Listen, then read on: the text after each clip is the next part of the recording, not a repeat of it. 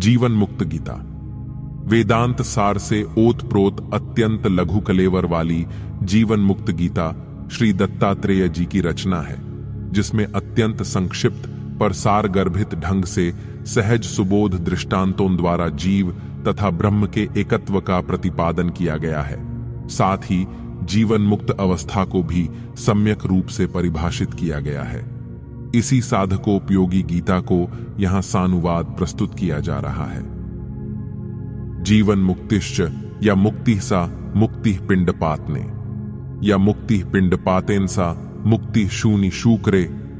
अपने शरीर की आसक्ति का त्याग, देह बुद्धि का त्याग ही वस्तुतः जीवन मुक्ति है। शरीर के नाश होने पर शरीर से जो मुक्ति मृत्यु होती है, वह तो कूकर शूकर आदि समस्त प्राणियों को भी प्राप्त ही है। जीव शिव सर्वमेव भूतेष्वेवं व्यवस्थितः एवमेवाभिपश्यन् ही जीवन मुक्तः स उच्यते। शिव परमात्मा ही सभी प्राणियों में जीव रूप से विराजमान है। इस प्रकार देखने वाला अर्थात सर्वत्र भगवत दर्शन करने वाला मनुष्य ही वस्तुतः जीवन मुक्त कहा जाता है। एवं ब्रह्म जगत सर्वमखिलम भासते रवि संस्थितम सर्वभूतानाम जीवन मुक्तः स उच्यते। जिस प्रकार सूर्य समस्त ब्रह्मांड मंडल को प्रकाशित करता रहता है, उसी प्रकार चिदानंद स्वरूप ब्रह्म समस्त प्राणियों में प्रकाशित होकर सर्वत्र व्याप्त है। इस ज्ञान से परिपूर्ण मनुष्य ही वस्तुतः जीवन मुक्त कहा जाता है।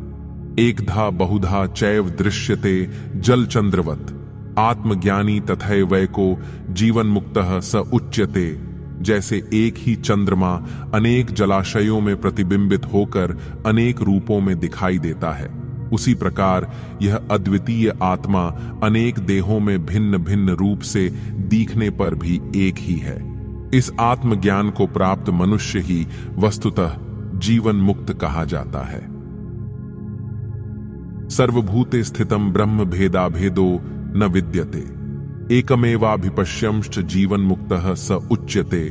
सभी प्राणियों में स्थित ब्रह्म परमात्मा भेद और अभेद से परे है। एक होने के कारण भेद से परे और अनेक रूपों में दिखने के कारण अभेद से परे है। इस प्रकार अद्वितीय परम तत्व को सर्वत्र व्याप्त देखने वाला मनुष्य ही वस्तुतः जीवन मुक्त कहा जाता है। तत्वं क्षेत्रम व्योमातीतमहं क्षेत्रज्ञ उच्यते।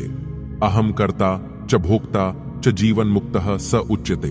पृथ्वी, जल, अग्नि, वायु और आकाश, इन पंच तत्वों से बना यह शरीर ही क्षेत्र है तथा आकाश से परे अहंकार मैं ही क्षेत्रज्ञ शरीर रूपी क्षेत्र को जानने वाला कहा जाता है।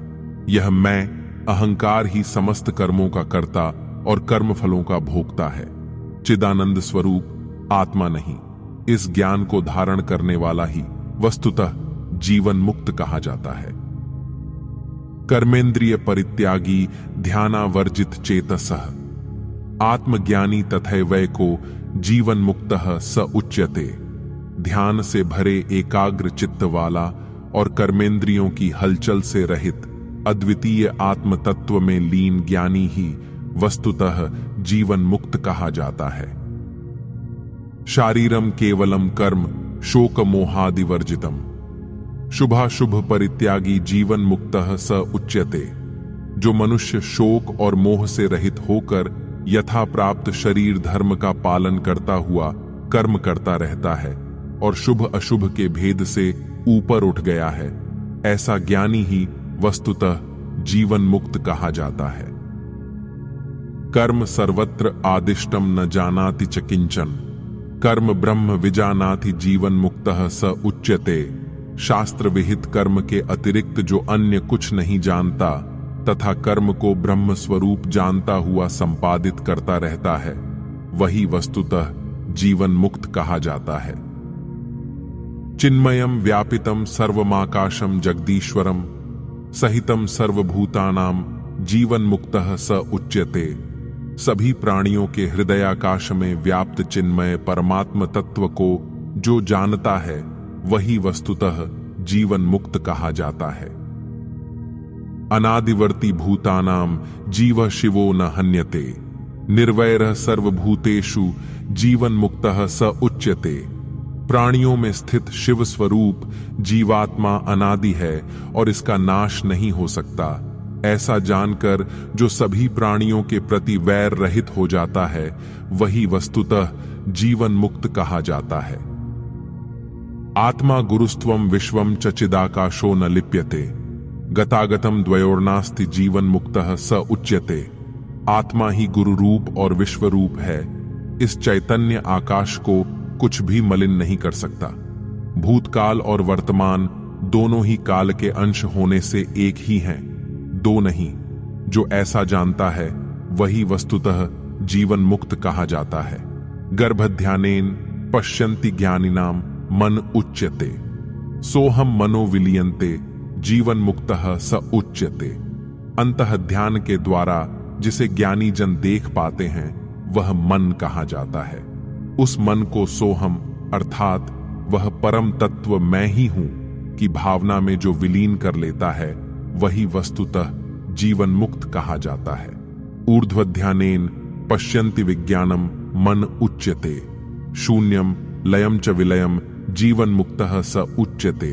उच्च ध्यान में स्थित होकर जिस चैतन्य का दर्शन योगी जन करते हैं वह मन कहा जाता है। उस मन को शून्य, लय तथा विलय की प्रक्रिया से जो युक्त कर लेता है वही वस्तुतः जीवन मुक्त कहा जाता है। अभ्यासे रमते नित्यम मनो ध्यान लयंगतम, बंध मोक्ष द्वयम नास्ति जीवन मुक्तः स उच्यते। मन को ध्यान से लय करके जो नित्य अभ्यास में लगा रहता है और जिसे यह ज्ञान हो गया है कि बंधन और मोक्ष दोनों की ही सत्ता वास्तविक नहीं है, मायिक है, वही वस्तुतः जीवन मुक्त कहा जाता है।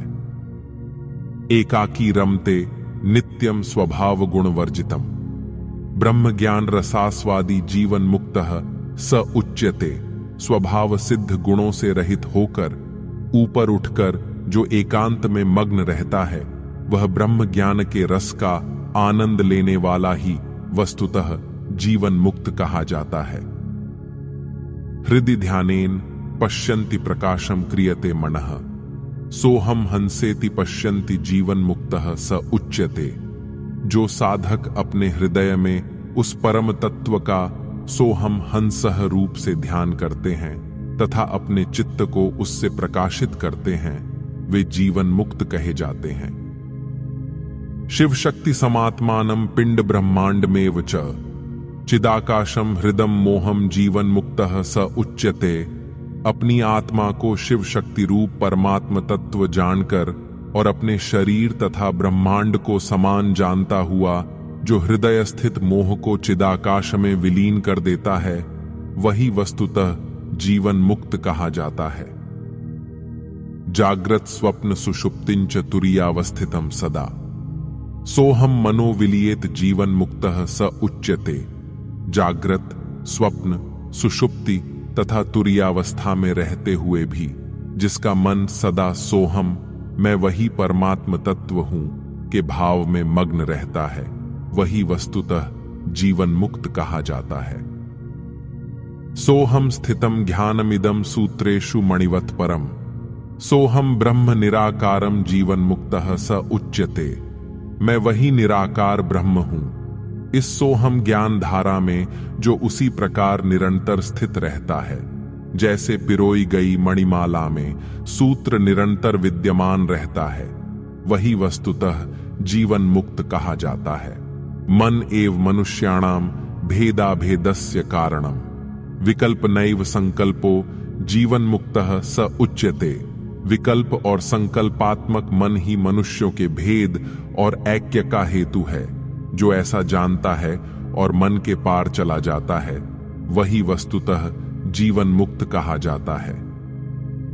मन एव विदु प्राज्ञा सिद्ध सिद्धांत एव च, सदा दृढ़म तदा मोक्षो जीवन मुक्तः स उच्यते।